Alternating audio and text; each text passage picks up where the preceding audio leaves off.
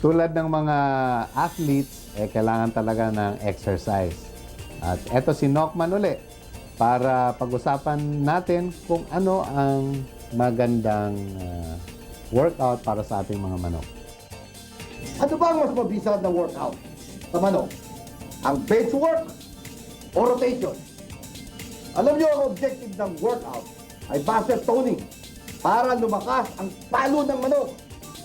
Tatlong uri ang workout Yung tinatawag na bench work o kaya yung rotation o kombinasyon ng dalawa.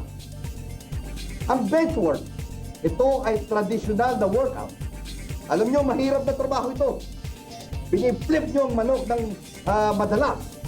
Nagsisimula kayo sa mababang bilang hanggang sa tumaas ang bilang ng flip.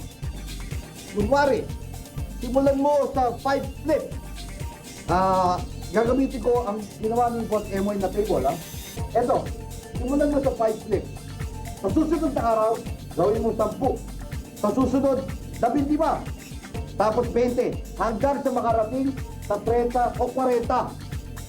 Ngayon, i-maintain mo yung 40 flips a day. Pero 1 week, bago lumaban, dapat babawas ang bilang ng flips. Mag-taper off, ika nga. Halimbawa, from 40 flips, okay, magiging 20 yan sa Lunes. 10 pagdating ng Martes, magiging 5 na lang yan kapag pagdating ng Miyerkules. Pagdating ng Huwebes, 2 flip na lang. Para pagdating ng Biyernes at Sabado, ito ay nakakapagpahinga para makaipon ng lakas ang manok. Para sa laban, para sa linggo, yun ang importante.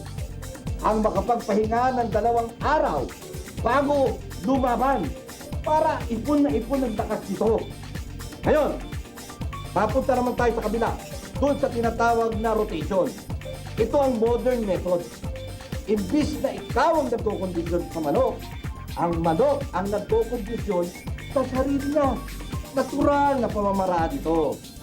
Ano ang gagawin mo? Ang gagawin mo sa rotation, inililipat mo ang manok sa iba-ibang lugar. Simulan natin sa live pen. Doon muna siya.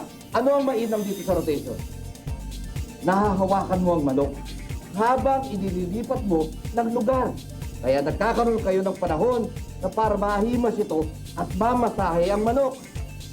Again, 1 week before the fight, kailangan mag-taper off o mabawasan din ang bilang ng rotation hanggang sa magkaroon ng manok ng 2 araw na pahinga bago dumating ang araw ng laban. Kung inyong i-rotate ang inyong mga manok or i-flip pa ninyo o bench work or a combination of both, kayo na ho ang bahala. Ang importante may progressive resistance training, no? Maakyat yung number of repetitions or number of rotations. Pagdating ng peak, bababa, tapos may konting pahinga bago natin ilaban. So, yun po ang importante.